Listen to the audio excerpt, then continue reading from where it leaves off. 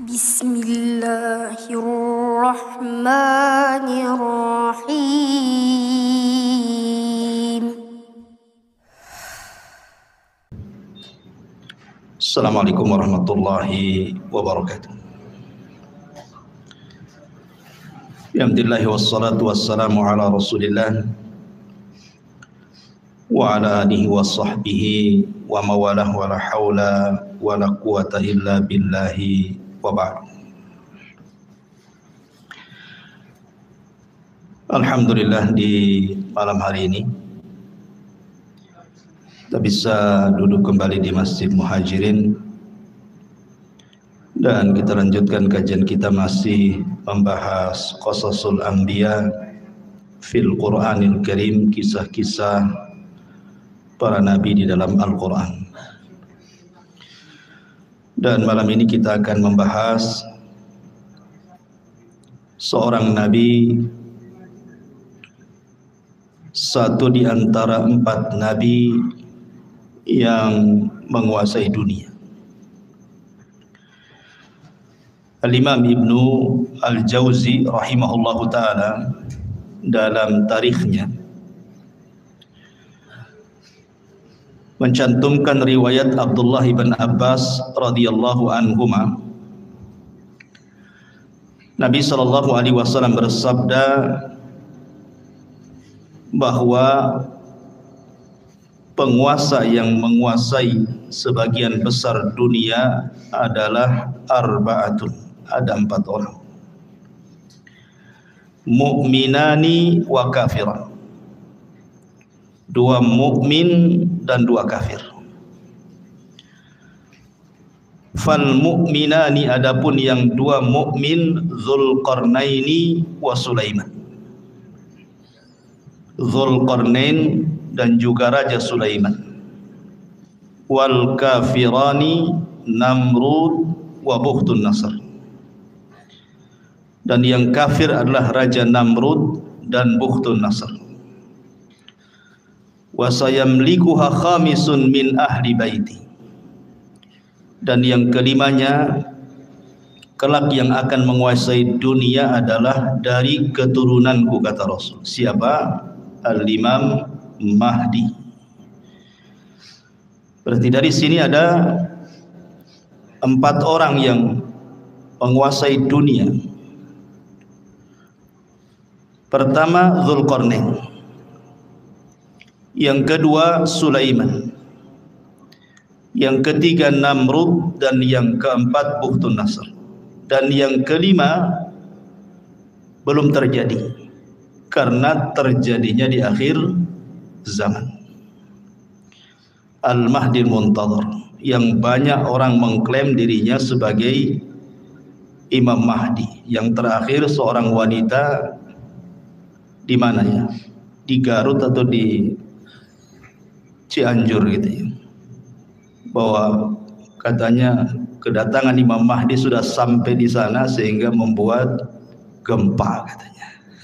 Jadi gimana kok ada seorang wanita ngaku Imam Mahdi, ini ceritanya gimana? Imam Mahdi itu laki-laki, keturunan Nabi sallallahu alaihi wa ala alihi wasallam. Taib, kita bagi 2 cerita Nabi Allah Sulaiman ini. Kisah yang pertama, kisah Nabi Allah Sulaiman di masa ayahnya masih hidup, Nabi Allah Daud alaihi salam. Kemudian kisah yang kedua setelah wafatnya Nabi Daud. Bagaimana kisah 2 fase ini? Ma'asyiral muslimin yang dimuliakan Allah Subhanahu wa taala, Al-Quran menyebut Sulaiman 16 kali di 6 surat. Pertama dalam surah Al-Baqarah, kedua dalam surah Al-An'am, ketiga dalam surah Al-Anbiya, keempat dalam surah An-Naml, kelima dalam surah As-Saba, dan keenam dalam surah Sad. Inilah surat-surat yang menceritakan tentang kisah Nabi Allah Sulaiman. Di dalam Al-Quranul Karim Allah Subhanahu wa taala berfirman, wa warisa Sulaimanu Dawuda, dan Sulaiman mewarisi seluruh warisan Daud. Kalimat mewarisi bukan berarti warisan harta. Karena Nabi SAW bersabda, nahnu ma'asyiral anbiya, kami para nabi, kata Nabi SAW, tidak pernah mewarisi harta. Ma tarakna sadaqah, apa yang kami tinggalkan itu adalah sedekah. Makanya Imam Muslim meriwayatkan tentang kisah Fatimah radhiyallahu anha bintu Nabi sallallahu alaihi wasallam saat wafatnya Nabi datang kepada Abu Bakar menuntut warisan dari ayahnya Nabi sallallahu alaihi wasallam. Tapi Abu Bakar menjelaskan tidak ada. Karena Nabi sallallahu alaihi wasallam pernah bersabda, "Ma tarakna sadaqah." Apapun yang kami tinggalkan dari harta itu semua sedekah. Dari situ Fatimah, bahasa kitanya agak dongkol dengan Abu Bakar sehingga tidak mau bicara sampai wafat. Ada yang mengatakan 4 bulan setelah Rasul meninggal, kemudian Fatimah meninggal. Ada yang mengatakan 6 bulan, tapi tidak lebih dari 6 bulan. Lah ketika itu Ali radhiyallahu anhu belum berbaiat kepada Abu Bakar selaku khalifah. Kemudian setelah Fatimah meninggal dikuburkan, malam-malam dikuburkannya, Abu Bakar tidak dikasih tahu. Karena juga ada perasaan tidak senang Ali kepada Abu Bakar, bukan masalah kekhilafahan, tetapi masalah waris. Jadi Ali radhiyallahu an setelah itu mendatangi Abu Bakar, kemudian mengemukakan ketidaksukaannya. Kenapa dia menzalimi ahli bait, kok tidak dibagikan warisan Nabi? Maka Abu Bakar tetap mengatakan bahwa Nabi tidak mewarisi, walaupun ada harta tidak bisa diwarisi oleh ahli warisnya. Karena seluruh harta Nabi, baik yang ada di Fadak atau yang ada di Khaybar gitu ya, atau bagian khumus dari ghanimah, itu semua jadi sedekah. Abu Bakar tetap berpegang dengan sabda Nabi SAW, baru Ali paham. Setelah itu kemudian Ali berbaiat kepada Abu Bakar di tengah-tengah manusia, dan manusia pun senang karena Ali sudah akur lagi dengan Abu Bakar. Lah dari hadis yang dikeluarkan Muslim ini menunjukkan bahwa tidak ada satupun Nabi yang mewarisi harta kepada ahli warisnya. Lalu apa kalimat wa warisa Sulaimanu Daud di sini? Sulaiman mewarisi hartanya Nabi Daud? Bukan. Maksudnya Sulaiman mewarisi kerajaan dan juga kenabian, bukan harta. Sebab kalau kita membaca kitab-kitab ahli kitab dari perjanjian lama, Nabi Daud itu anaknya bukan Sulaiman saja, istrinya banyak. Tahu berapa istrinya Daud? 300 itu istrinya. Kemudian selirnya 700. Anaknya banyak, tidak mungkin kemudian hartanya dikasih satu orang namanya Sulaiman saja kan. Ini menurut versi mereka seperti itu. Jumlah istrinya Nabi Daud 300, kemudian selirnya sampai 700. Antum berapa? 1, cukuplah 1 saja. Jadi yang diwariskan di sini adalah kerajaan dan juga kenabian.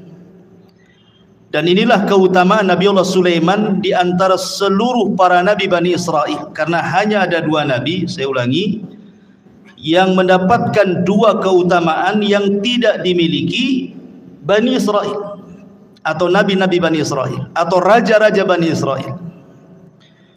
Sebab Bani Israel itu kalau jadi raja, raja saja.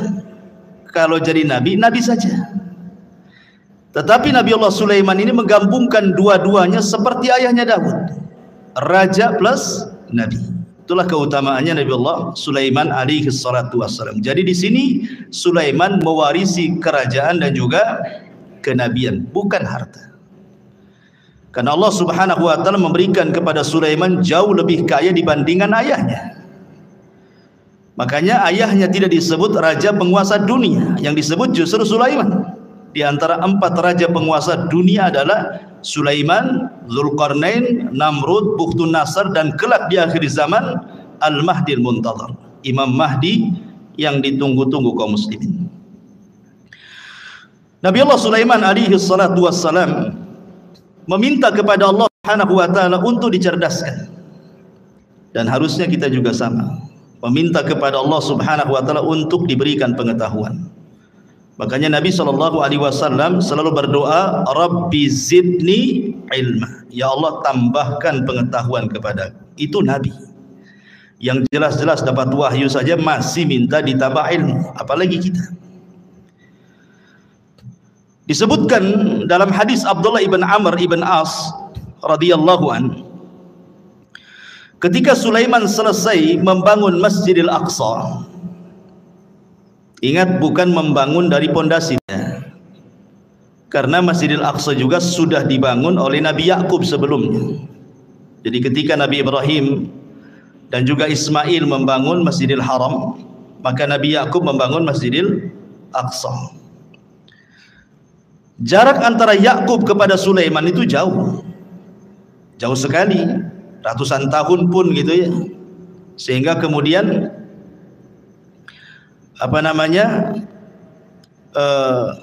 Nabi Allah Sulaiman alaihi salatu wassalam tidak sezaman dengan Nabi Yakub itu. Jadi Nabi Yakub itu Nabi Sulaiman itu bukan membangun dari dasar, tetapi Nabi Sulaiman alaihi salam hanya memperbaharui saja. Dia memperbaharui apa yang sudah ada, kemudian dibuat pondasi, di atas pondasi. Itulah yang disebut dengan Haikal Sulaiman, yang sekarang sedang dicari-cari oleh orang Yahudi. Haikal itu, bagi orang Yahudi yakin kalau seandainya Haikal itu maksudnya pondasi yang dibangun di atas pondasi Masjidil Aqsa sebelumnya itu didapati hari ini, maka mereka akan merobohkan Aqsa, kemudian akan membangun Masjidil Aqsa sesuai dengan Haikal Sulaiman menurut mereka. Kalau itu terjadi, katanya, itulah tanda kemenangan orang-orang Yahudi, karena di situ ketika mereka membangun Masjidil Aqsa sesuai dengan Haikal Sulaiman, maka mereka berkeyakinan akan muncul Matius mereka, penolong mereka. Menurut kita maksudnya adalah Dajjal, tapi Dajjal menurut orang-orang Yahudi itu bagi mereka Matius, penolong mereka. Makanya ketika Dajjal muncul di akhir zaman, apa yang terjadi? Diikuti oleh 70.000 Yahudi Asfahan. Jadi Dajjal itu ditunggu-tunggu oleh mereka gitu ya. Taib. Lah ketika selesai membangun Masjidil Aqsa, Nabi Sulaiman berdoa dengan 3 doa. Doa yang pertama, kata Nabi Allah Sulaiman alaihi salatu wassalam, sa'alallaha hukman yusadifu hukmahu wa mulkan la yambagi li ahadin min ba'di. Dia meminta kepahaman kepada Allah agar jangan sampai setiap putusannya ketika dia memutuskan sesuatu kepada Bani Israel kecuali sesuai dengan putusan Allah. Kemudian yang kedua, dia meminta kepada Allah Subhanahu wa taala agar kekuasaan yang dianugerahkan oleh Allah kepada Sulaiman jangan dimiliki siapapun setelahnya. Hanya Sulaiman saja yang punya. Makanya Nabi SAW ketika sedang sholat, kemudian diganggu oleh jin, syaitan, kemudian ditangkap, kemudian dicekik. Maka Rasul merasakan dingin air liur daripada jin syaitan ini.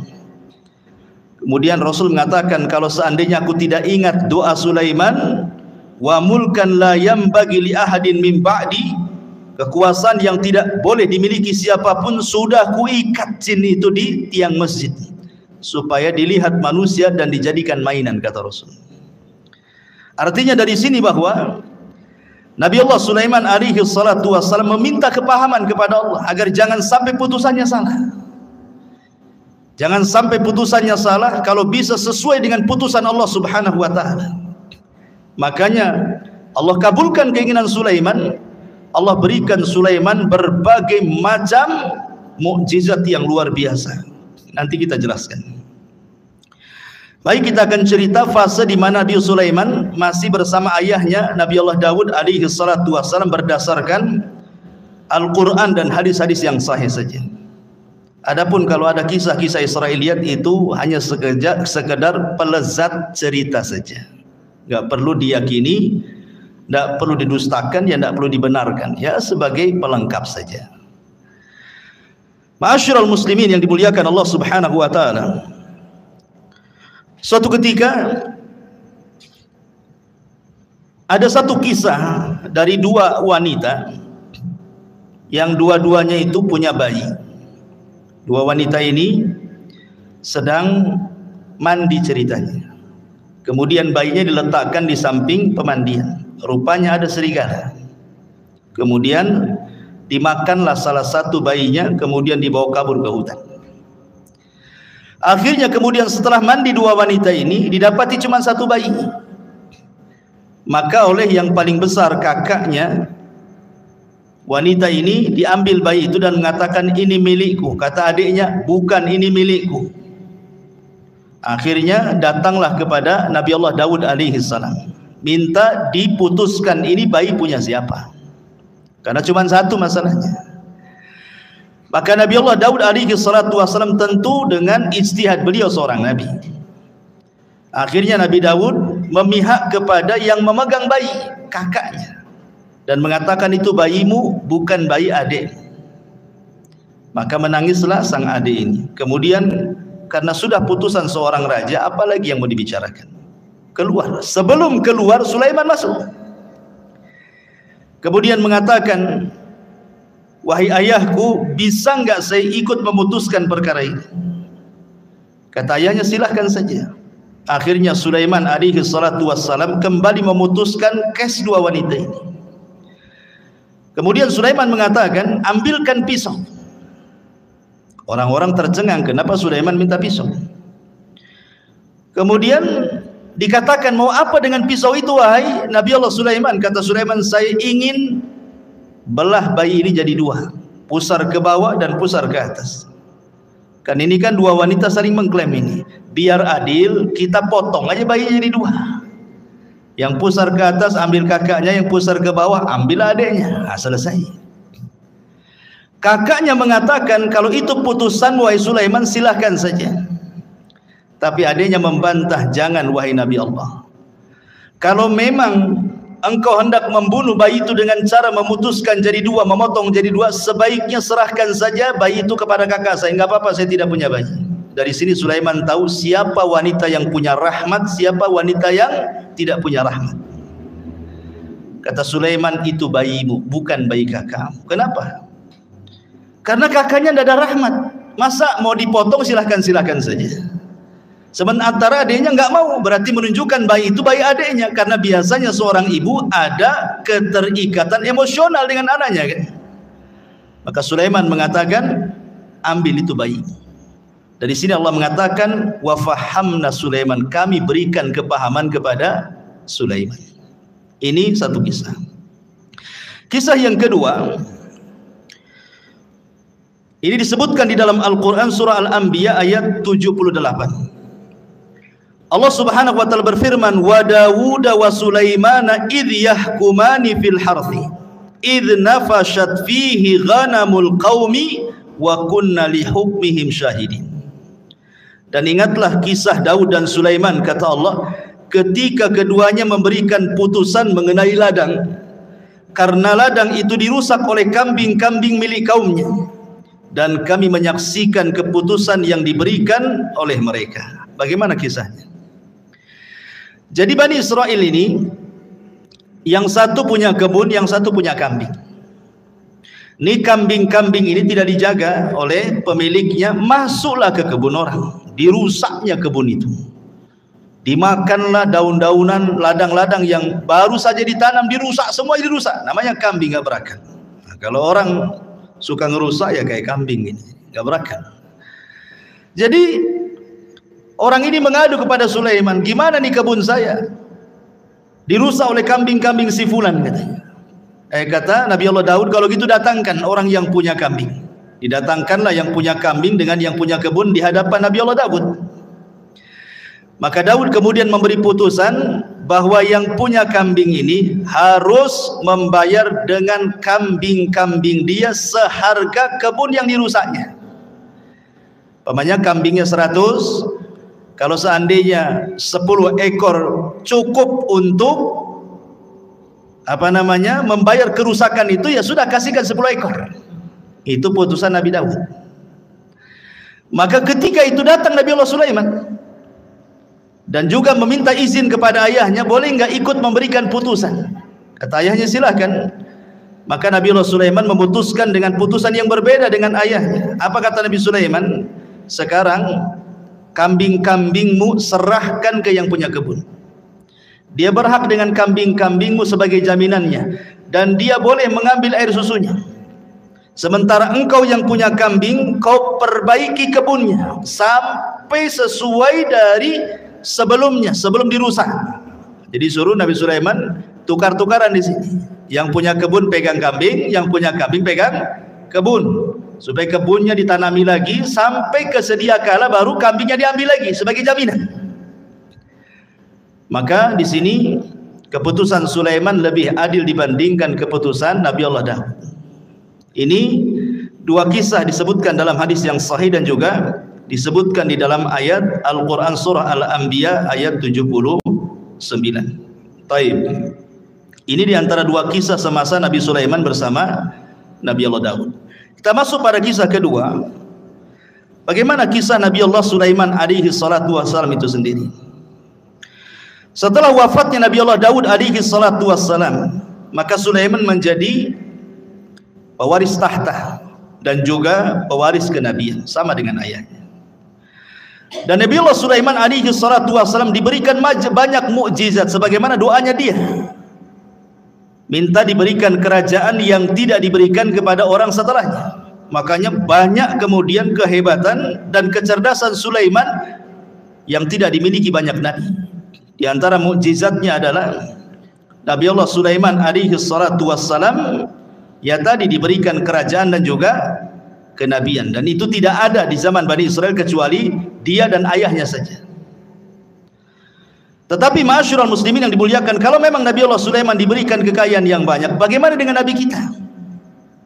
Kita bandingkan dengan Nabi SAW. Kita tidak hendak membanding-bandingkan Rasul dengan Sulaiman atau Sulaiman dengan Rasul, tidak.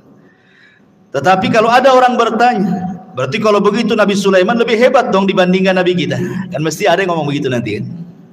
Maka kita jawab sebagaimana yang dijelaskan oleh Imam Ibnu Katsir di dalam kitabnya Bidayah wan Nihayah, bahwa Nabi SAW berdasarkan hadis Aisyah dan juga Ibnu Abbas radhiyallahu anhuma, sebelum wafatnya Nabi SAW pernah ditawarkan Allah kunuzul ardi, pembendaharaan bumi oleh Allah. Kalau engkau mau wahai Muhammad, aku berikan pembendaharaan bumi untukmu. Tapi Nabi SAW tidak mau. Bahkan saat wafatnya datang malaikat, kan Jibril datang menawarkan tentang kunuzul ardi, kau tetap diberikan hidup yang panjang kemudian bumi diserahkan kepadamu, ataukah engkau memilih untuk kembali kepada rafiqil a'la di sisi Allah Subhanahu wa taala. Rasul enggan memilih dunia, tapi Rasul memilih meninggal karena ingin berjumpa dengan kawan-kawannya di mana? Di rafiqil a'la.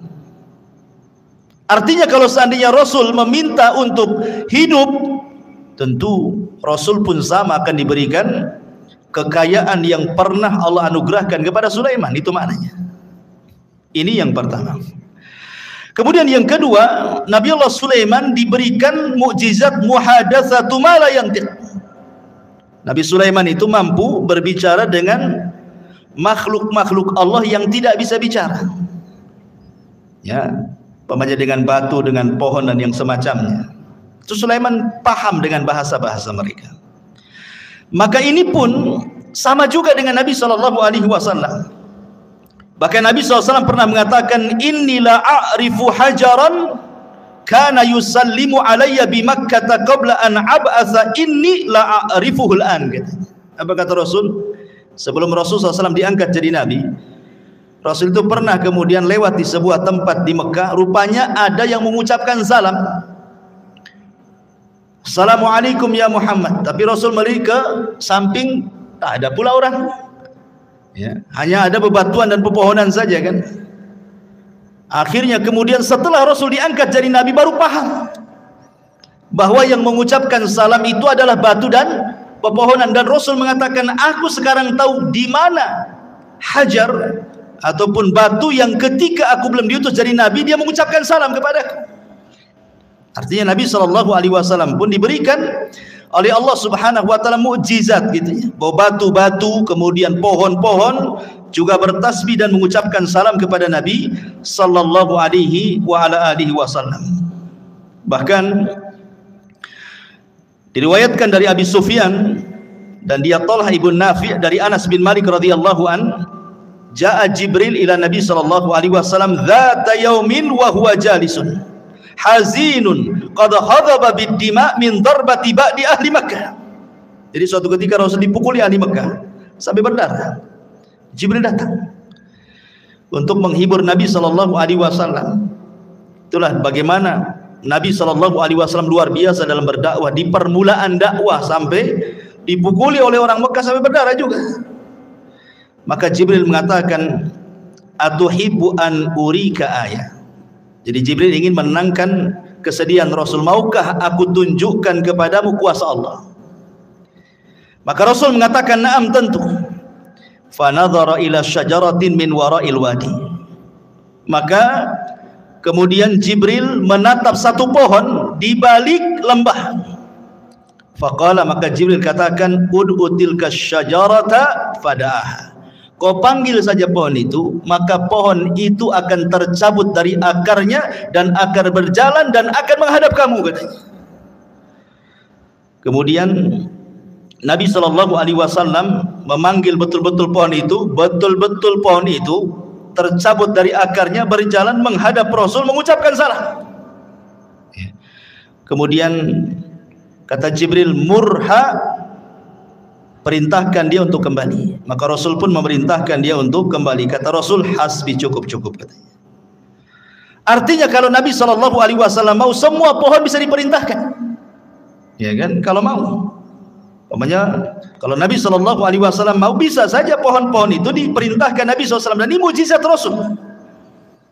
Dan sanadnya riwayat ini ala syarti Muslim, berdasarkan syarat Imam Muslim. Kemudian yang ketiga di antara mukjizat Nabi Allah Sulaiman, taskhirur riyah sakharahallahu li Sulaiman. Jadi Sulaiman mampu menundukkan angin. Tentu ada sebabnya kenapa Nabi Allah Sulaiman mampu menundukkan angin, ikhwan. Jadi suatu sore Nabi Sulaiman itu, dan itu disebutkan di dalam Al-Qur'anul Karim ketika kita bicara tentang kuda Sulaiman. Jadi Sulaiman itu suka dengan kuda perang. Jadi sore hari itu Sulaiman saking senangnya dengan kuda-kuda itu, karena kan Sulaiman ahlul jihad. Tentu di zaman itu tidak ada kendaraan untuk perang melebihi kuda. Kalau di zaman sekarang ya ada pesawat, ada tank, macam-macam kan itu ya. Zaman dulu ya kuda saja. Itu binatang yang paling hebat di dalam berperang. Makanya Allah bersumpah dalam Al-Quran, wal adiyati dhabha, demi kuda-kuda perang yang mengeluarkan suara terengah-engah. Dan Rasul mengatakan bahwa di ubun-ubun kuda perang itu ada barokah sampai kiamat. Dan Rasul mengatakan 3 olahraga yang disunnahkan: berenang, kemudian memanah, kemudian berkuda. Memang kuda itu ada keistimewaan. Dan di akhir zaman nanti perangnya kaum muslimin melawan orang-orang Nasrani itu dengan kuda, karena teknologi sudah tidak ada. Artinya kuda ini berkahnya sampai kiamat. Maka Sulaiman suka dengan kuda. Jadi suatu sore dia memandang kudanya, mengelus-ngelus kudanya gitu ya. Dan ingat, ada kuda khusus. Sulaiman itu punya kuda, dia punya sayap. Jadi ya ada kuda-kuda biasa, tapi ada khusus kuda Nabi Sulaiman itu bersayap dia. Ya, jadi bisa terbang dengan kuda itu dengan sayap. Dari mana kita tahu kudanya Sulaiman itu bersayap? Dari perkataan Nabi SAW, dari senyumnya Rasul ketika Aisyah radhiyallahu anha masih kecil. Aisyah kan masih kecil, kan usianya masih muda. Jadi suka dengan boneka-bonekaan. Nah, di antara boneka yang di depan Aisyah itu kuda yang bersayap. Jadi Rasul mengatakan, itu kok kuda bersayap, kata Nabi. Masa ada kuda bersayap? Kata Aisyah radhiyallahu mengatakan, bukankah kau tahu bahwa kudanya Sulaiman juga bersayap, katanya Aisyah. Fadhahikan Nabi SAW. Maka Rasul tersenyum. Ya. Dan Rasul tidak membantah, kan? Hanya senyum saja kepada Aisyah radhiyallahu anha. Dari sini sebagian ulama beristidlal bahwa ada kuda-kuda Sulaiman itu yang bersayap. Walaupun ada yang membantah bahwa Aisyah ini hanya menukilkan cerita-ceritanya orang-orang Quraisy, dan Rasul juga tersenyum, ya, tidak mengatakan mengiyahkan dan juga tidak mentidakkan. Jadi ada juga yang membantah tidak ada, ya kuda-kuda tidak bersayap. Tapi ada juga yang mengatakan kuda Sulaiman itu ada yang bersayap, gitu ya. Jadi saking asiknya dia memandang kuda Sulaiman itu, lupa dia sampai matahari terbenam. Harusnya dia melaksanakan dua rakaat sholat, karena sholat itu sudah ada sejak zaman dulu. Lihat Zakaria, wa huwa yusalli fil mihrab, dia sedang salat di mihrab, menunjukkan para nabi salat, ya. Jadi sampai terbenam matahari lupa salat dia. Setelah terbenam baru ingat salat. Menyesal Sulaiman. Maka disebutkan di dalam Al-Qur'anul Karim tentang kisah Nabi Sulaiman ini, idh urida alaihi bil asyi as-safinatul jiyad. Ingatlah ketika pada satu sore dipertunjukkan kepada Sulaiman kuda-kuda yang jinak tetapi sangat cepat larinya. Faqala, maka Allah katakan, inni ahbabtu hubbal khair, menghikayatkan perkataan Sulaiman. Maka dia berkata, sesungguhnya aku menyukai segala yang baik dari kuda, tetapi an dzikri rabbi hatta tawarat bil hijab, yang membuat aku ingat akan kebesaran Tuhanku sampai matahari terbenam. Maka Sulaiman lupa tidak sholat. Ketika dia lupa tidak sholat, dia menyesal. Maka keesokan harinya apa kata Sulaiman? Urudduha alayya fatafika mashan bisuq wal a'nad. Bawalah semua kuda-kuda itu kembali kepadaku. Lalu dia, ada yang mengatakan dalam tafsirnya, memotong kaki dan leher kuda itu, menyembelihnya. Jadi ada dua riwayat, ada dua penafsiran ulama. Ada yang mengatakan Sulaiman tidak menyembelih kuda, karena mustahil. Apa salah kuda? Kenapa disembelih? Sulaiman hanya ngusap saja, kemudian disuruh jauhkan dia dariku. Tapi Allahu a'lam, pendapat yang masyhur dari kalangan ahli tafsir, Sulaiman betul-betul menyembelih kuda itu kemudian disedekahkan. Ikhwan, kuda Nabi Allah Sulaiman menurut keterangan Bani Israel itu, Israiliyat itu bukan satu dua kuda, ya, ribuan kuda disembelih dan disedekahkan kepada Bani Israel, fuqara Bani Israel. Lah setelah kemudian Nabi Allah Sulaiman menyembelih kuda-kuda itu karena terlalaikan dari salat, maka kaidah dalam Islam apa? Man taraka syai'an lillahi awadallahu khairan minhu. Siapa yang meninggalkan sesuatu karena Allah, Allah ganti dengan yang lebih baik. Ketika Sulaiman meninggalkan kuda-kuda itu karena Allah, karena melalaikan dia dari salat, Allah ganti yang lebih baik. Apa itu? Allah tundukkan angin.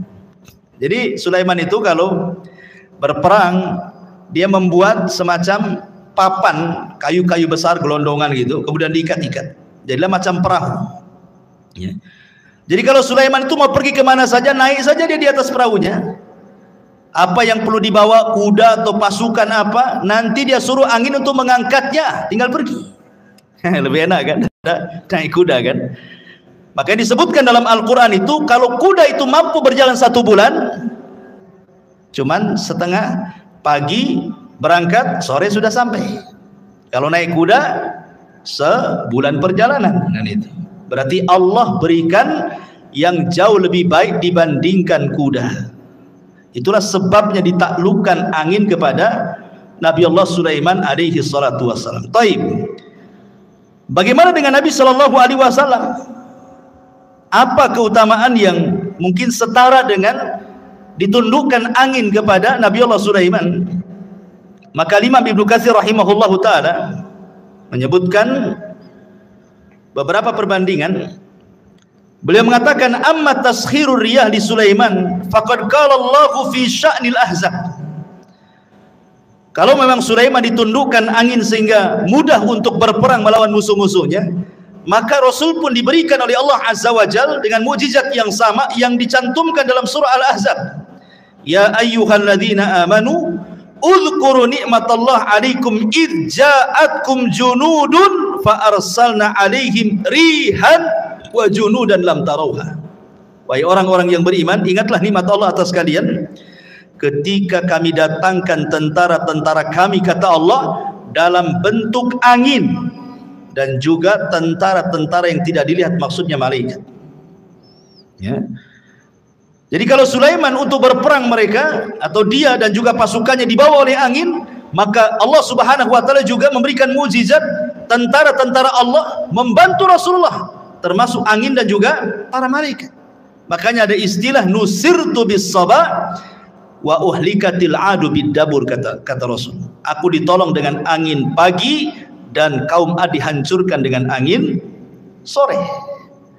Makanya sepanjang sejarah Nabi SAW tidak berperang, kalau menyerbu sebuah kaum tidak pernah menyerbu siang, sore atau malam, maka Rasul akan menyerbu di waktu subuh. Kalau terdengar azan, Rasul tidak menyerbu, menunjukkan daerah itu daerah Islam. Dari sini istidlalnya para ulama membedakan negeri Islam dengan negeri kafir itu dari suara azan.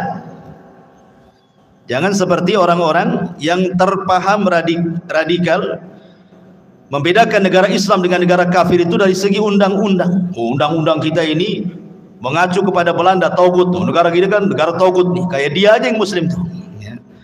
Bukan itu yang membedakan negara Islam dengan negara kafir. Kalau dalam negara itu banyak saut-sautan adzan, berarti negara Islam tuh.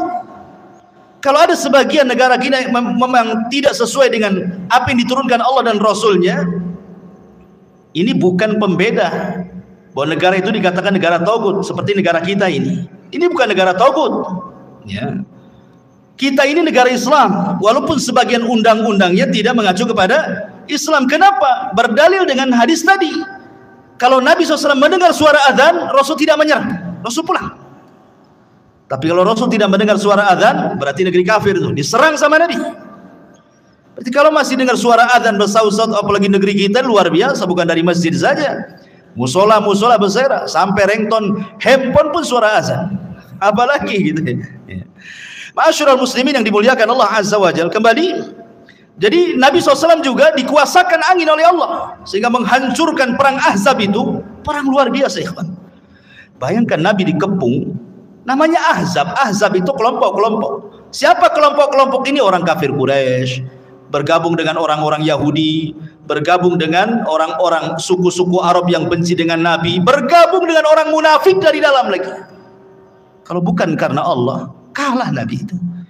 Tapi Allah utus angin, kemudian menghempas tenda-tenda, menakutkan kuda-kuda mereka sehingga pada kabur semuanya, sehingga habis perbekalan mereka, kendaraan mereka enggak ada, pulang tunggang langgang, menang dalam perang Ahzab.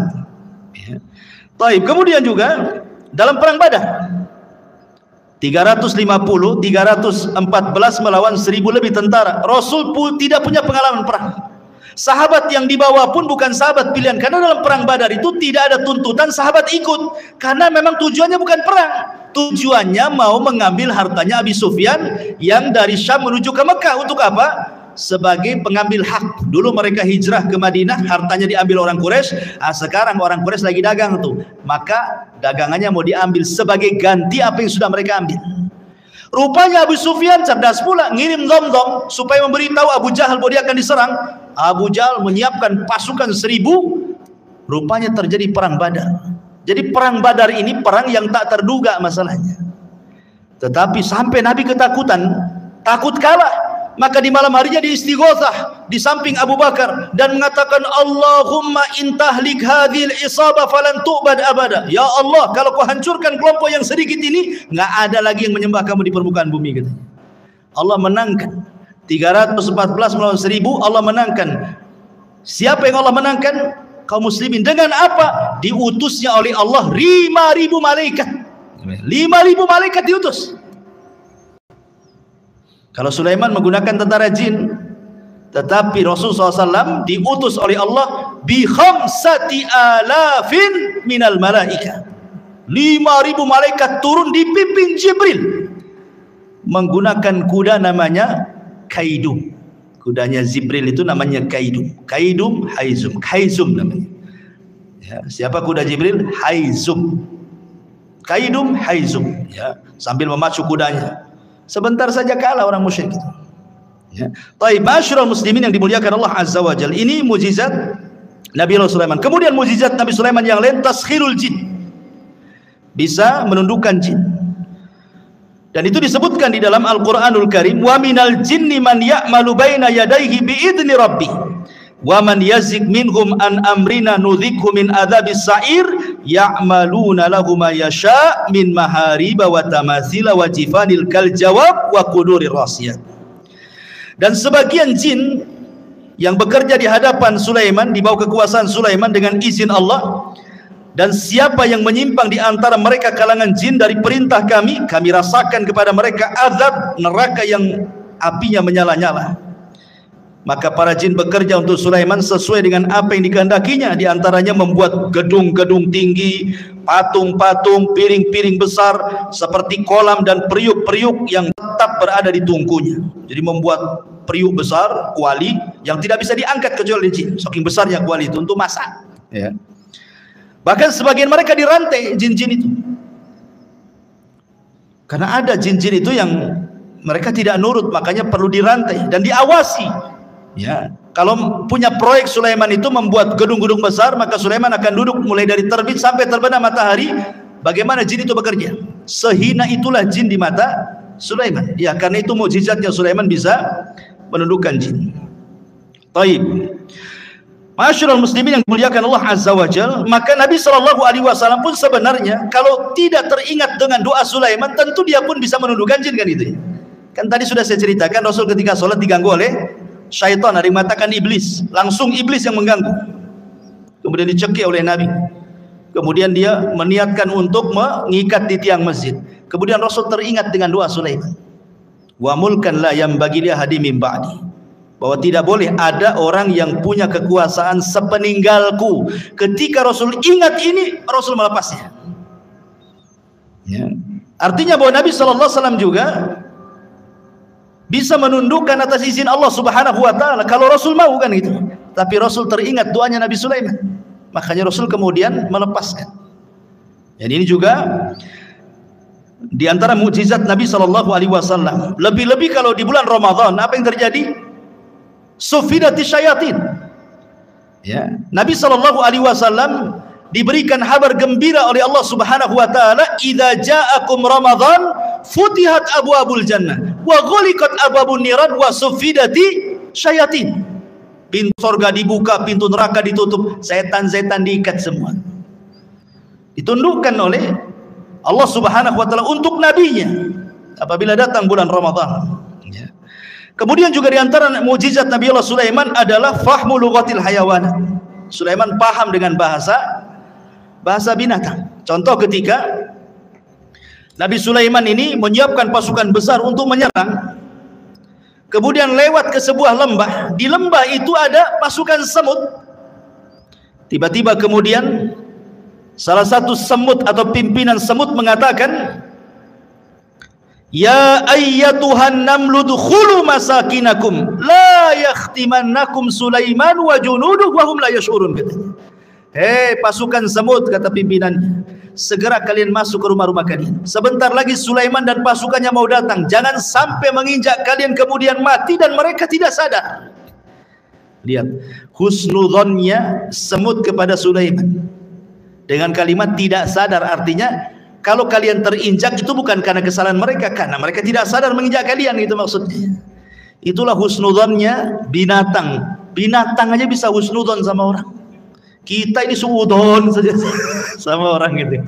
Enggak ada husnudzonnya. Ini juga kemudian Sulaiman mendengar dari kejauhan. Dia paham bahasa semut. Apa yang terjadi? Ketika Sulaiman mendengar pimpinan semut ngomong begitu, fatabassama dhahikan min qauliha. Sulaiman tersenyum, habis itu tertawa lebar karena paham dengan ucapannya. Kemudian Sulaiman karena diberikan anugerah seperti itu, dia bersyukur.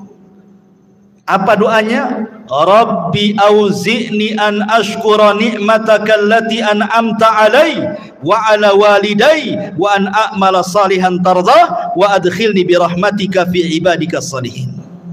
Ya Rabb, anugerahkan kepadaku agar aku tetap bersyukur akan nikmat-Mu. Diberikan anugerah mampu memahami bahasa hewan, gitu ya. Yang telah Engkau berikan nikmat kepadaku dan nikmat kepada kedua orang tuaku, dan aku agar aku bisa beramal saleh supaya Engkau redha dan Engkau masukkan aku dengan rahmat-Mu termasuk hamba-hamba-Mu yang saleh. Subhanallah. Manusia sekaya Sulaiman, manusia sehebat Sulaiman, manusia yang kekuasaannya sampai separuh dunia, masih mengatakan, saya bersyukur akan nikmat-Mu kepadaku. Ini pelajaran bagi orang-orang kaya, ya. Sekaya apa sih Anda dengan Sulaiman itu? Sekaya apa? Berapa uang di rekeningnya Anda itu? Berapa mobil yang Anda punya? Berapa rumah yang Anda punya itu? Tapi kenapa kemudian persis seperti yang difirmankan Allah, kalla innal insana la yatgha an ra'ahus taghna. Ternyata kekayaan itu sirru tughyan, rahasia bejatnya orang. Kata Allah, sekali-kali jangan seperti itu. Terkadang ada orang yang melampaui batas ketika Allah bukakan kekayaan kepadanya. Sulaiman masih bersyukur. Beda pula dengan Qarun. Qarun malah mengatakan apa? Innama utitu min ilmin indi. Enak saja kau mau ngambil zakatku. Dia ngomong sama utusannya Nabi Musa itu. Enak saja kau mau mengambil zakatku, katanya. Ini harta aku yang dapat. Sama sekali Qarun tidak menasabkan harta itu kepada Allah, sehingga Allah katakan wa khassafna bihi wa bidarihil ardh. Kami tenggelamkan si Qarun dan seluruh harta-hartanya ke dasar bumi. Jadilah kalau sekarang nemu harta dikit-dikit harta Qarun, harta Qarun. Nemu dompet aja harta Qarun, semua harta Qarun, ya. Intinya bahwa di sini ada pelajaran besar. Kemudian juga Sulaiman mengajarkan akhlak. Bagaimana dia tersenyum kepada semut, ya. Dan senyum itu bagian daripada akhlak yang sangat murah tetapi besar nilainya, besar pengaruhnya, ikhwan. Apalah susahnya senyum coba? Senyum itu tidak susah, tapi pengaruhnya besar. Senyum itu jauh lebih berpengaruh dibandingkan ngomong, ya. Karena biasanya orang yang suka senyum itu langsung disukai orang. Beda dengan orang yang jarang senyum, gitu kan, susah orang suka. Tapi orang yang suka senyum, ya manis senyumnya karena orang suka senyum. Beda kalau orang jarang senyum, sekali senyum pahit tuh biasanya. Nah, ini senyum ngapain nih? Jangan-jangan mau pinjam uang pun, katanya kan. Artinya bahwa sebagaimana ulama mengatakan akhlak itu terbagi 3, dari leher ke atas, kedua tangan, dan dari atas kepala ke bawah, kan. Itu akhlak namanya. Dari leher ke atas di situ ada mata. Orang yang jarang melotot kalau ngomong berarti punya akhlak. Orang yang jarang mengeluarkan kata-kata kotor kecuali santun, maka itu berakhlak. Telinganya tidak mendengar kecuali yang dibolehkan dia mendengar. Hidungnya tidak mencium kecuali yang dibolehkan dicium. Senyumnya selalu tersebar. Itu akhlak namanya, ya. Kemudian kedua tangan mudah membantu orang. Kemudian dari badan ke atas, ketika kita bicara dengan orang, kita berhadap-hadapan. Jangan badan kita ngadap kemana, orang pula ngadap ke kita. Mentang-mentang dia kaya, pejabat, kemudian nggak direken ngomong apa sebelah itu. Dia ngadap sana, orang ngadap sini, kan itu. Nggak berakhlak badannya, ya. Jadi itu akhlak namanya. Sulaiman mengajarkan akhlak, fatabassam, dia pun senyum. Dan Rasul mengatakan tabassumuka li akhika sadaqah. Senyum kamu kepada saudaramu itu sedekah. Coba bayangkan, kalau antum senyum ketemu orang senyum, berapalah sedekah. Mungkin antum bakhil mengeluarkan uang, ya. Gantilah uang itu dengan senyum, kan enak. Tapi kalau tengok kotak infak jangan senyum. Nggak penuh-penuh nanti. Maksudnya kalau ketemu orang, gitu ya. Baik. Kembali bahwa Nabi Allah Sulaiman alaihi salatu wasallam mampu paham dengan bahasa binatang. Sekarang bagaimana dengan Nabi sallallahu alaihi wasallam? Al-Imam Ibnu Katsir mengatakan, "Walaqad u'tiya Muhammadun sallallahu alaihi wasallam misla dzalik wa aktsar minhu." Rasul pun diberikan hal yang sama, bahkan lebih banyak dibandingkan Sulaiman, kata Imam Ibnu Katsir. Faqad taqaddam dzakarna li kalamil bahaim was-siba wal haninil jad'i wa ragha'il ba'ir wa kalamish syajari wa tasbihil hasa wal hajari wa du'aihi iyahu ila akhir perkataan Ibnu Katsir. Saya contohkan beberapa kisah. Pertama, kisah Abi Sa'id Al-Khudri radhiyallahu anhu. Jadi ceritanya Abu Sa'id Al-Khudri ini menceritakan, jadi ada seorang penggembala, tiba-tiba datang serigala. Penggembala datang serigala, diambillah satu kambing itu, dibawa kabur ke hutan, dikejar sama yang punya kambing, akhirnya direbut lagi dari serigala itu. Tiba-tiba serigala bisa bicara. Apa kata serigala ini? Ala tattaqillah, tidakkah kau bertakwa kepada Allah? Tanzi'u minni rizqan saqahullahu alayya. Kata serigala, tidakkah kau bertakwa kepada Allah, wahai penggembala? Kau sudah merebut rizki yang Allah anugerahkan kepada kau, kau ambil lagi, katanya. Kagetlah ini penggembala kambing. Kok serigala bisa bicara kan itu ya? Ini aneh ini serigala ini, kok bisa bicara gitu. Kalau sekarang kan tengok di punggungnya ada baterainya enggak? Gitu, berarti robot itu ya. Nah, kemudian orang ini mengatakan, ya ajibah, dzambun yukallimuni kalamal insi. Saking herannya penggembala ini mengatakan, kok kamu bisa bicara seperti manusia, katanya. Maka serigala ini mengatakan, ana ukhbiruka bi'ajabi min dzalik. Kata serigala, nggak perlu heran. Mau nggak aku habarkan dengan yang lebih ajaib dibandingkan ini, kata serigala ini. Apa itu? Kata serigala ini, Muhammadun sallallahu alaihi wasallam bi Yathrib yukhbirun nas bi amba'i ma qad sabaq. Kamu tahu orang namanya Muhammad yang ada di Yathrib, kata serigala itu. Dia lebih hebat dibandingkan aku. Dia mampu berbicara tentang habar-habar yang sudah berlalu dari kalangan para nabi, Qarun, Fir'aun dan yang lainnya, atau yang akan datang hari kiamat, macam-macam. Aku tidak bisa, kata serigala. Akhirnya kemudian seorang ra'il ghanam ini akhirnya datang menemui Nabi, masuk Islam. Kemudian dia menceritakan tentang serigala yang bicara itu ke hadapan Nabi sallallahu alaihi wasallam. Maka kata Rasul, sadaq, serigala itu benar, katanya. Walladzi nafsi Muhammadin biyadihi la taqumus saah hatta yukallimus siba'al insan. Tidak akan tegak kiamat, kata Rasul, sampai ada binatang yang bicara dengan manusia. Itulah kamu, katanya. Kan itu ya. Jadi sanadnya adalah syarti sahih, dan hadis ini disahihkan oleh Imam Al-Baihaqi. Lihat, serigala ini mengakui apa? Kehebatan Nabi, dan dia bisa bicara ya. Kemudian juga diriwayatkan dari Safinah maula Rasul. Rasul itu punya pembantu namanya Safinah. Pembantu Rasul banyak, salah satunya Safinah namanya. Jadi Safinah ini suatu ketika dia sedang safar, naik perahu. Qadarullah, perahunya dihempas ombak, akhirnya hancur perahunya, berantakan. Tetapi Allah takdirkan dia selamat dengan satu kayu yang sisanya itu dia ngambang sampai dibawa ke entah berantah. Tiba-tiba dia nyasar di sebuah pulau. Ketika terbangun, tiba-tiba ada singa di hadapannya. Fawajada fihal asad, ada singa di hadapannya. Faqala lahu. Maka si Safinah ini ketakutan dengan singa itu. Singa, dia pun lagi lelah, baru saja terdampar, nggak punya tenaga, mau lari gimana? Sementara singa sudah di hadapannya. Berteriaklah Safinah ini, apa teriakannya? Dia mengatakan, ini, kata Safinah ini, sesungguhnya aku adalah sahabat Nabi sallallahu alaihi wasallam. Ini Safinah maula Rasulillah. Aku Safinah pembantu Rasulullah, aku sahabat Rasul, katanya. Tiba-tiba menjinaklah singa ini. Kemudian fadharaba mangkibi, tiba-tiba kakinya singa menepuk bahunya dia, seolah-olah ngajak pergi. Maka akhirnya ketika melihat jinak, maka hilanglah ketakutan Safinah, akhirnya mengikuti singa ini kemana arahnya. Rupanya singa ini kemudian mengarahkan ke jalan pulang. Sebelum pulang, katanya Safinah menceritakan, seolah-olah dia melambai-lambai, yuwaddiuni, seolah-olah ingin berpisah, ya, selamat pergi gitu kan. Subhanallah. Kemudian hal ini disampaikan kepada Nabi sallallahu alaihi wasallam.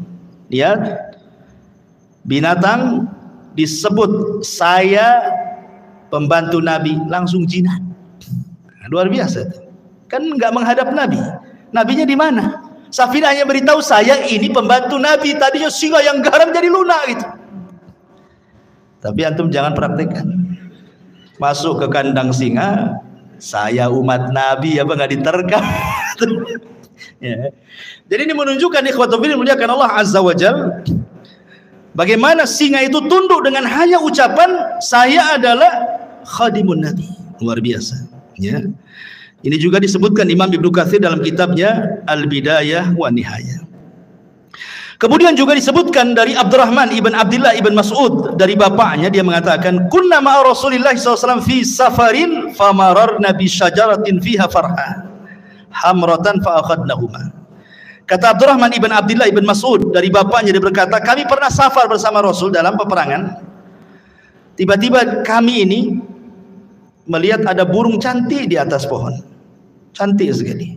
Kemudian naiklah salah seorang kami, diambilnya telurnya itu, diambil telur burung itu. Tiba-tiba fa'aja'at al-hamrah ila Rasulillah sallallahu alaihi wasallam, maka induknya datang burung ini, kemudian menghadap Nabi sallallahu alaihi wasallam seolah-olah dia menceritakan bahwa ada kehilangan telurnya ini. Maka Nabi SAW langsung membariskan pasukan dan mengatakan man faja'a hadza bi farhaiha, siapa yang menyakiti anak burung ini, katanya. Kok Rasul tahu gitu ya?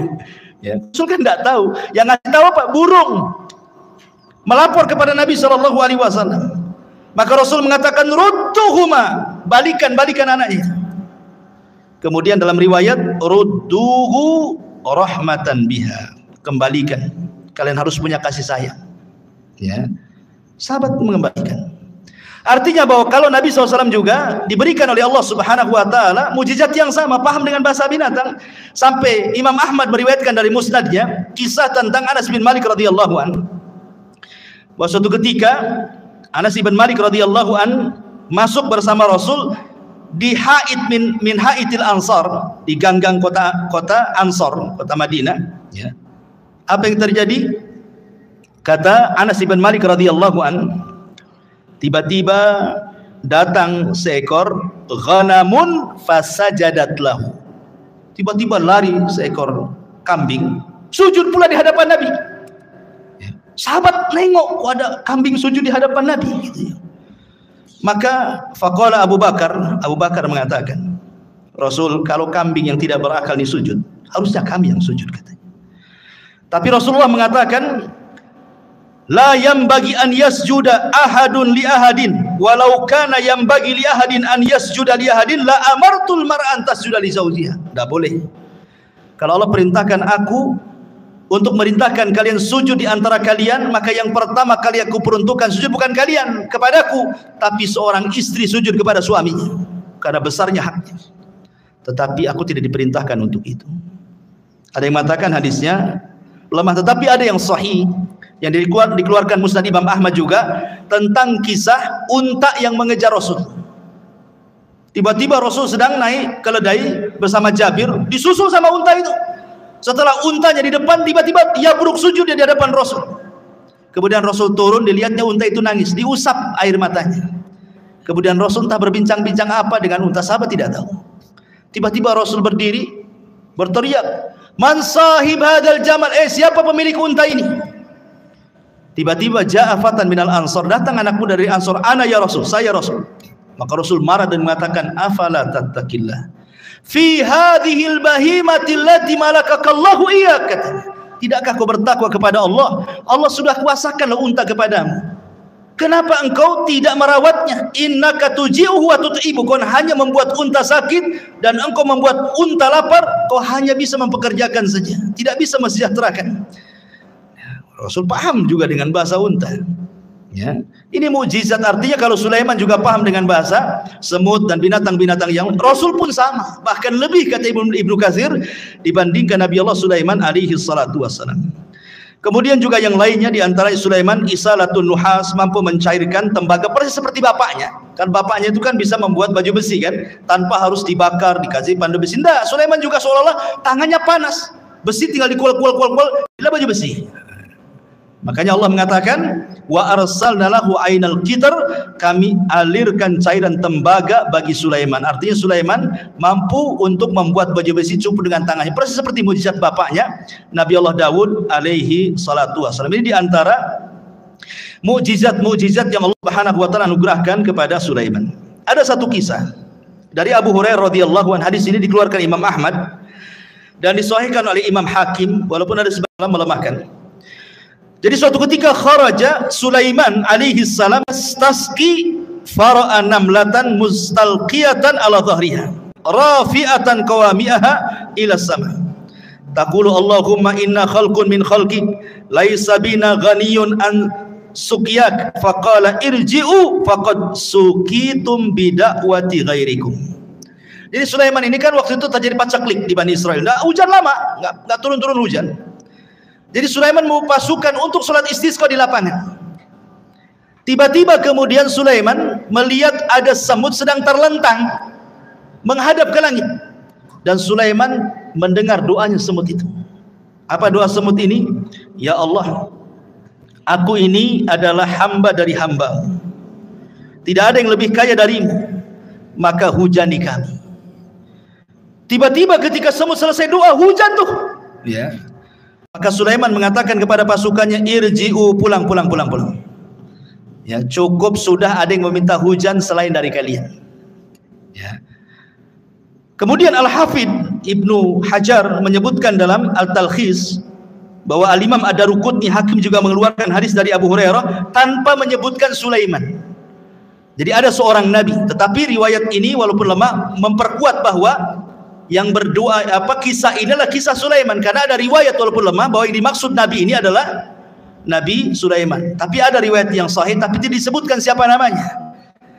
Adapun riwayat yang menyebutkan adanya Sulaiman dilemahkan para ulama. Tapi yang jelas bahwa lihat bagaimana di sini faedahnya, ternyata Allah Subhanahu wa taala terkadang mengabulkan doa sebelum kita minta.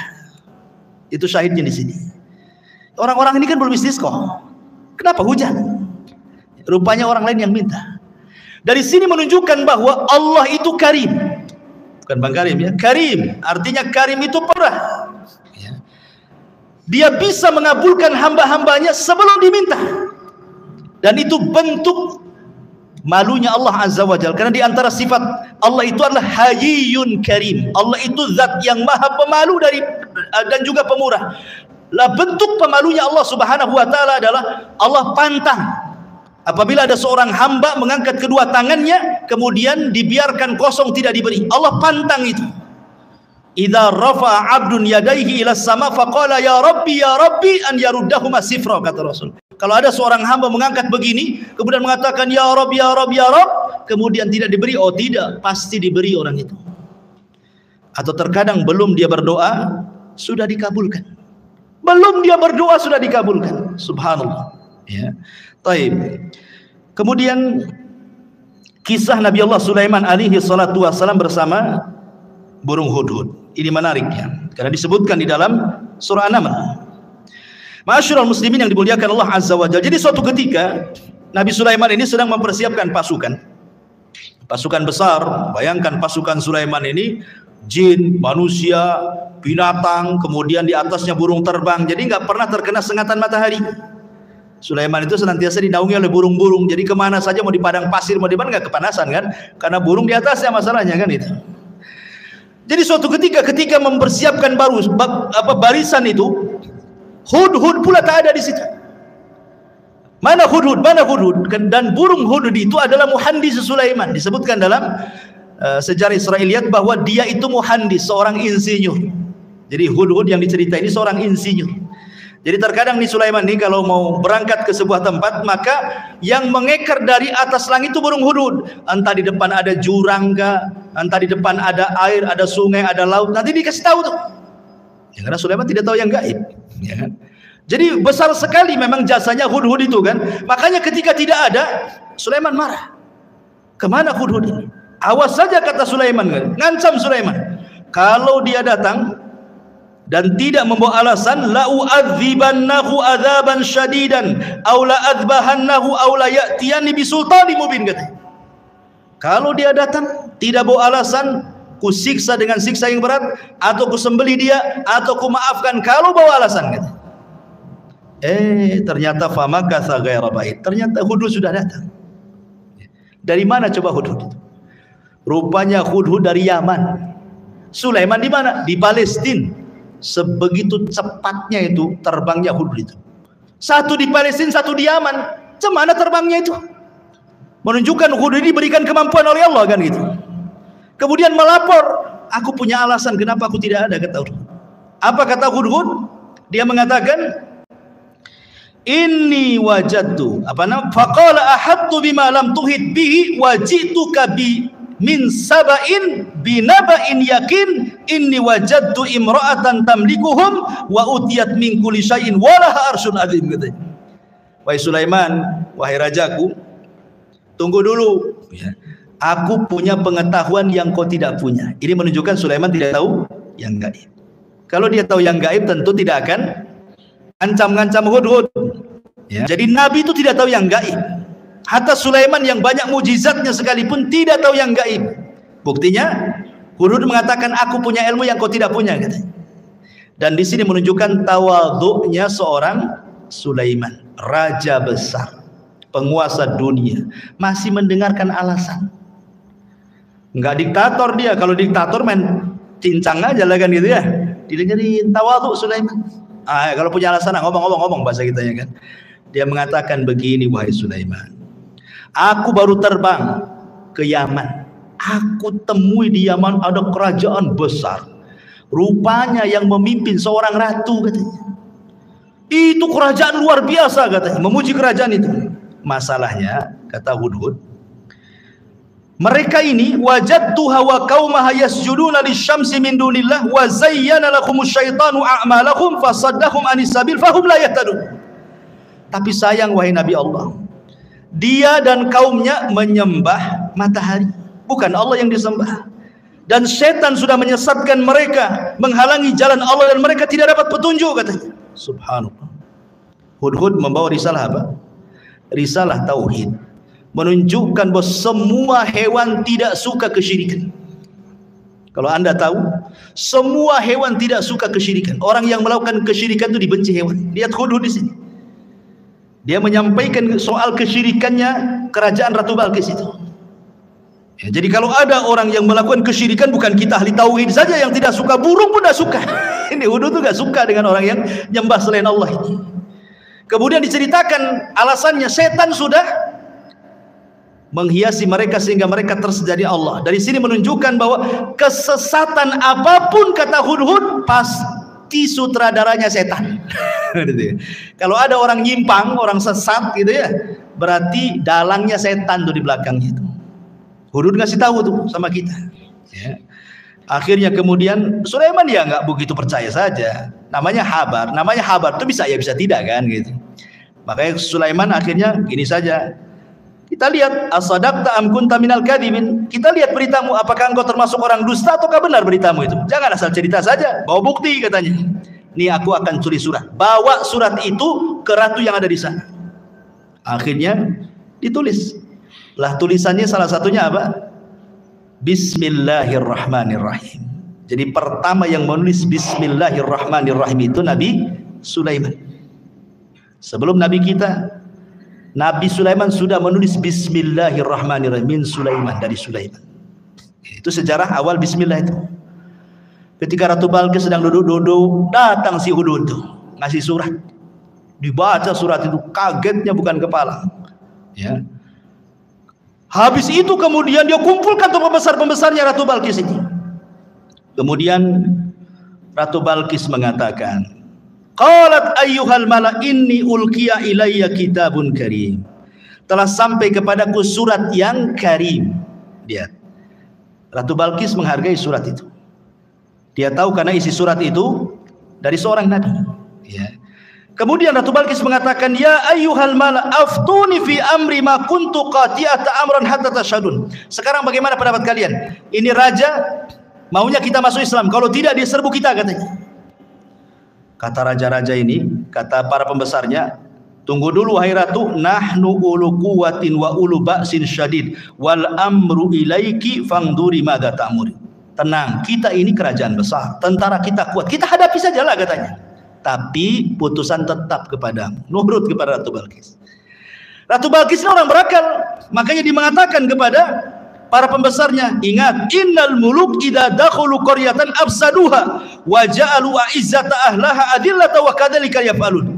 Ingat, siapapun negerinya, manapun negerinya, kalau sudah diserang musuh, pasti orang mulia akan jadi hina. Nanti jadi tawanan, ya, nanti akan dibunuh, nanti anaknya, ibunya jadi yatim, menjanda, macam-macam lah kan gitu. Ini bahaya, ndak usahlah kayak gitu. Gini sajalah kata Ratu Balqis, dia kan ngaku nabi. Gimana kalau seandainya kita kirim hadiah banyak-banyak saja? Kita lihat kata Ratu Balqis, kalau memang dia seorang nabi, pasti dia akan tidak akan menerima hadiah ini. Tapi kalau dia raja yang haus kekuasaan, pasti diterima. Kita lihat nabi atau bukan katanya. Itu cerdasnya Ratu Balqis itu. Dikirim hadiah banyak-banyak. Ya. Ketika kemudian Sulaiman mendapatkan hadiah itu, Sulaiman mengatakan, qala atumiddunani bimal fama atani Allah khairun mimma atakum bal antum bihadiyatikum tafrahun. Kata Sulaiman, enak saja kalian kirim hadiah katanya. Aku sudah punya semuanya, yang aku miliki, yang Allah berikan itu jauh lebih baik daripada yang engkau miliki, kata Sulaiman. Lihat, Sulaiman selalu menasabkan kepada Allah di sini. Apa kata dia? Atumidduni bimali fama atani Allah. Ini bahasanya. Yang Allah berikan kepadaku, kata Sulaiman, jauh lebih baik dibandingkan yang Allah berikan kepada kalian, hai Balqis, katanya. Begitulah seorang muslim, harusnya apapun nikmat sekecil apapun nasabkan ini dari Allah, gitu maksudnya. Ini Sulaiman orang kaya, penguasa, tapi masih menasabkan kepada Allah terus kan itu. Kita sudah kere, sudah miskin, ini uang saya, enak saja suruh sedekah kan. Masyaallah muslimin yang dimuliakan Allah Azza wa Jalla. Akhirnya kemudian Ratu Balqis sedikit ngeper juga, ternyata seorang nabi, karena Sulaiman sudah tahu siapa dia kan itu ya. Dan Sulaiman tahu bahwa Ratu Balqis akan masuk Islam. Dari mana taunya? Dari akalnya yang cerdas. Dia tidak mau perang, malah ngirim hadiah. Jadi Sulaiman mengira-ngira ini pasti dapat hidayah wanita ini. Makanya kemudian Sulaiman akhirnya apa? Punya siasat, dikumpulkannya pasukannya, jinnya, orang soleh dikumpulkan. Apa kata Sulaiman? Sebelum si Balqis datang ke sini, baiknya istananya kita pindahkan dari Yaman ke sini, katanya. Siapa yang bisa mindahkan istananya Ratu Balqis ke hadapanku, kata Sulaiman. Akhirnya qala ifritun minal jin. Bangunlah jin ifrit. Ifrit itu di bawahnya iblis, ya. Di bawahnya ifrit ada namanya Marodah yang diikat di bulan Ramadan itu. Apa kata jin ifrit? Ana atika bihi qabla an taquma min maqamik. Aku bisa mendatangkan istana itu, wahai Sulaiman, sebelum kau bangkit dari tempat dudukmu di singgasanamu itu. Menunjukkan bahwa jin punya kekuatan, bisa memindahkan sebuah istana kan, bisa dipindah. Apalagi mindah uang di celengan, paling mudah itu. Ya, kalau antum punya uang di celengan kok hilang, jangan-jangan dipindah ifrit. Pas dicek tak ada lubang, betul lah dipindah jin. Tapi kalau ada lubang itu bukan jin yang mindah, orang rumah itu yang mindah. Baik. Jadi akhirnya ifrit mengatakan, perintahkan aku saja, sebelum kau bangkit istana sudah sampai di sini. Qala alladzi indahu ilmun minal kitab. Tiba-tiba seorang yang mempunyai ilmu dari kitab berkata, ana atika bihi qabla an yartadda ilaika tarfuk. Kalau aku tidak, wahai Sulaiman, perintahkan aku saja sebelum matamu berkedip sudah sampai istana itu. Terjadi silang pendapat, siapa orang ini? Kok sakti kali dibandingkan ifrit nih? Ada 4 penafsiran para ulama. Ada yang mengatakan bahwa dia adalah Jibril. Jibril turun dan mengatakan, saya akan mindahkan. Penafsiran yang kedua, ini ifrit tapi yang muslim, yang satunya kafir, yang mengatakan sebelum kau bangkit itu adalah ifrit kafir. Tetapi yang mengatakan sebelum berkedip ini ifritnya muslim. Itu satu penafsiran yang lain. Penafsiran yang ketiga, Sulaiman sendiri yang ngomong begitu. Aku bisa memindahkan sekejap sebelum aku berkedip sudah sampai. Tapi pendapat yang masyhur dari kalangan para ulama bahwa yang memindahkanlah seorang laki-laki yang bernama Asif ibnu Barkhiyah. Asif pakai shad, Asif ibnu Barkhiyah, dialah orang kepercayaannya Nabi Musa yang diajar, yang mampu menguasai Ismul A'zam, nama-nama Allah yang agung. Kalau dalam Islam itu ada namanya Asmaul Husna. Di antara Asmaul Husna itu ada namanya Ismul A'zam. Menjadi perselisihan para ulama, Ismul A'zam dalam Asmaul Husna itu apa? Ada yang mengatakan Al-Hayyu, ada yang mengatakan Al-Qayyum, ada yang mengatakan Allah. Wallahu a'lam. Pokoknya tidak tahu mana yang satu. Kalau antum berdoa membaca Asmaul Husna 99 itu, insya Allah doa antum dikabulkan, karena pasti akan membaca Ismul A'zam. salah satu dari 99 yang kita tidak tahu yang mana satu itu Ismaul Azam itu. Maka kalau berdoa cobalah baca semua itu Asmaul Husna itu. Boleh jadi pas dengan Ismaul Azam karena kan disembunyikan yang mana satu kita tidak tahu. Lah Asib bin Barkhiyah ini menguasai Ismaul Azam. Makanya kemudian dia berdoa kepada Allah sebelum berkedip istana sudah sampai. Seorang-orangnya juga keangkut di istana itu. Bayangkan. Ratu Balkis datang ke hadapan Sulaiman. Kata Sulaiman sebelum Balkis masuk ke istana kita robah dikit katanya. Masih kenal nggak dengan istana gitu. Apa yang dirobah? Tehelnya, keramiknya dirobah. Dibuat apa? Dibuat kaca. Ya. Karena kan di istana dipindah diletakkan di lautan masalah istana itu. Kan bawahnya air tuh. Dikasih kaca. Jadi seolah-olah kalau nginjak itu nginjak air gitu. Jadi kata Ratu Balkis kepada Sulaiman kepada Balkis, betul nggak istana? Kayaknya iya, kayaknya tidak katanya. Dia ragu-ragu deh. Iya ke tidak kan itu? Kalau tengok bangunannya iya, tapi kok isinya beda kan itu ya. Makanya sempat disebutkan dalam Quran ini, Balkis ini sampai kemudian menyingkap pakaiannya, khawatir terkena air, padahal itu kaca tuh. Ya. Dari situlah dia melihat kehebatan Sulaiman. Akhirnya Ratu Balkis mengatakan perkataan menunjukkan dia masuk Islam, wa aslamtu ma'as Sulaiman lillahi rabbil alamin.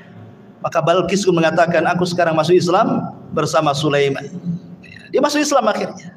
Tapi menjadi perselisihan apakah Balkis ini menjadi istri Sulaiman atau tidak, itu menjadi khilaf ulama. Ada yang mengatakan jadi istrinya, ada yang mengatakan tidak. Wallahu a'lam. Tidak ada riwayatnya. Karena Sulaiman ini juga istrinya banyak.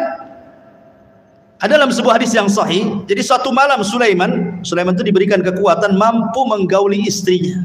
Istrinya 100 ya kawan. Ada yang mengatakan yang 60 istri sahnya, yang 40 selirnya. Ya. Jadi semuanya 100. Kata Sulaiman, malam ini bernazar ingin menggauli semua istrinya dalam satu malam. 100 wanita digauli satu malam. Kalau nggak punya kekuatan, tengkleng lantum tuh.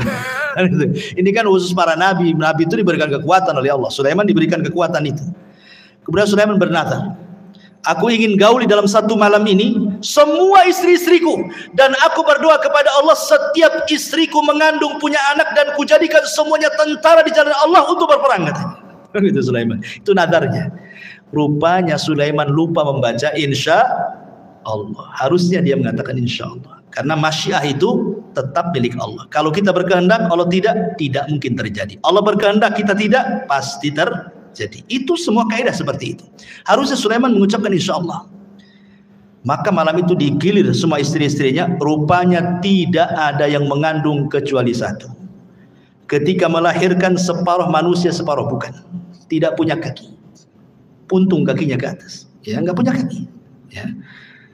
Itulah makanya kenapa walaupun dia seorang nabi, tetap masyiah itu milik Allah.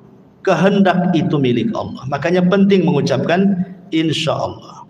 Apapun, mengucapkan insya Allah. Mau datang besok, insya Allah. Datanglah insya Allah. Tolonglah datang insya Allah. Oh, kayaknya orang sekarang kalau bilang insya Allah ragu-ragu tuh.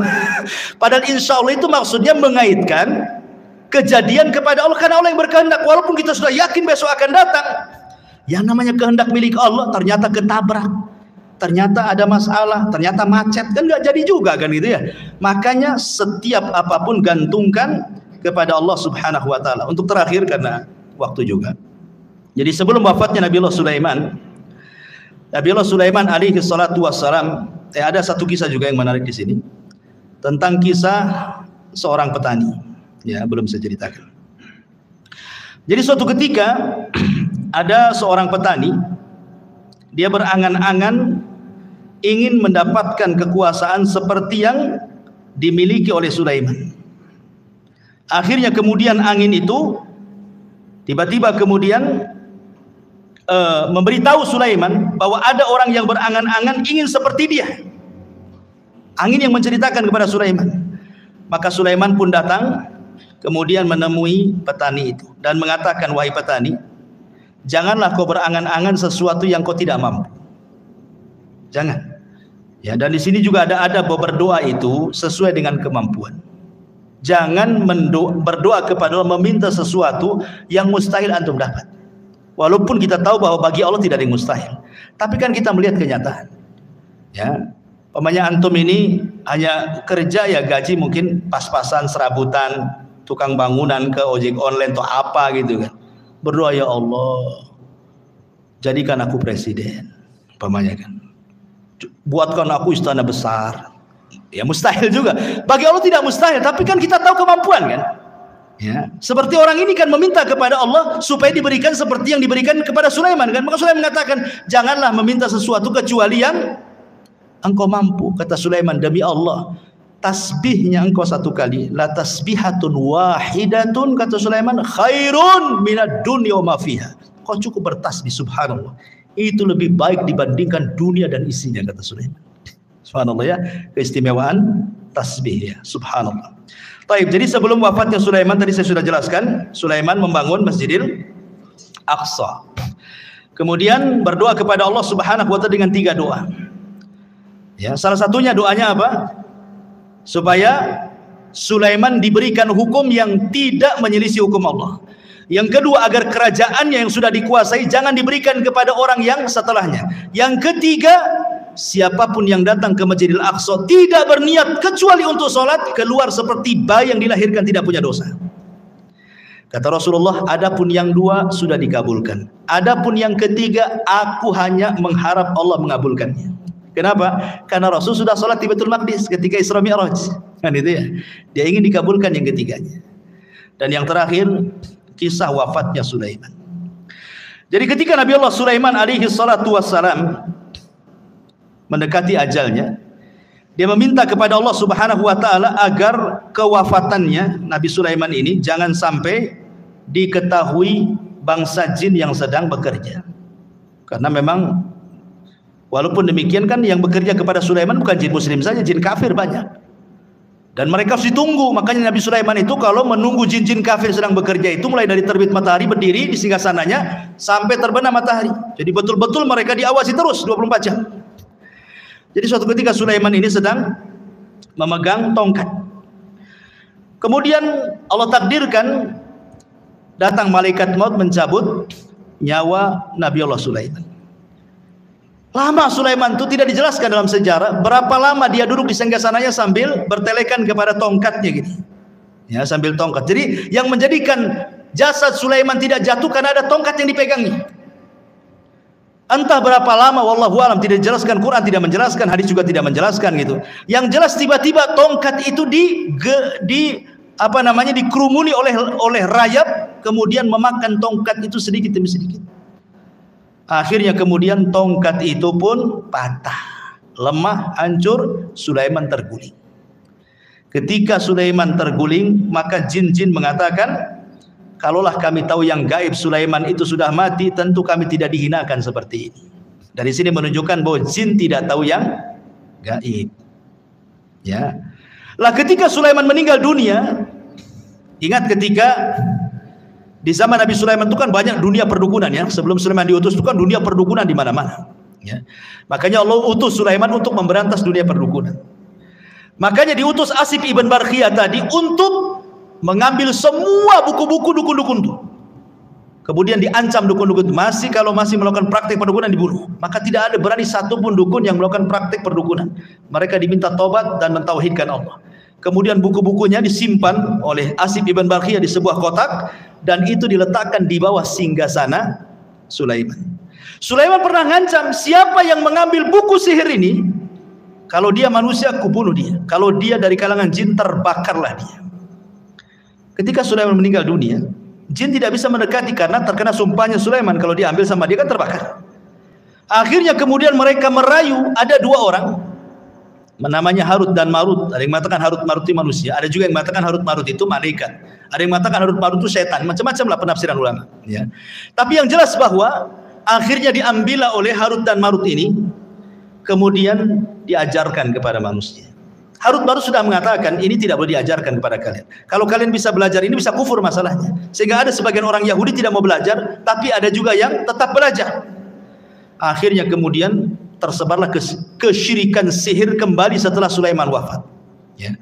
Lah, jin ini iblis ini yang kemudian menghasut orang-orang untuk mengambil buku sihir di bawah singgasana Sulaiman mengatakan, kalian tahu enggak? Kenapa Sulaiman bisa menundukkan angin, bisa menundukkan ini itu macam-macam? Dia itu punya sihir. Kalau kalian tidak percaya, itulah di bawah singgasananya ada buku-bukunya. Kalau kalian ingin seperti Sulaiman, ambil pelajari katanya. Dari sinilah muncul keyakinan Yahudi bahwa Sulaiman itu bukan nabi, tetapi tukang sihir. Makanya di zaman Nabi SAW ketika Rasul kemudian memuji Sulaiman, menjelaskan tentang mukjizat-mukjizat Sulaiman, orang-orang Yahudi Madinah tidak terima dan mengatakan Sulaiman bukan nabi, Sulaiman itu penyihir. Ketika itulah turun surah Al-Baqarah 102, wattaba'u ma tatlu syayatin ala mulki Sulaiman wa ma kafara Sulaiman walakinna syayatina kafaru yu'allimuna an-nasa sihra ila akhiril ayat.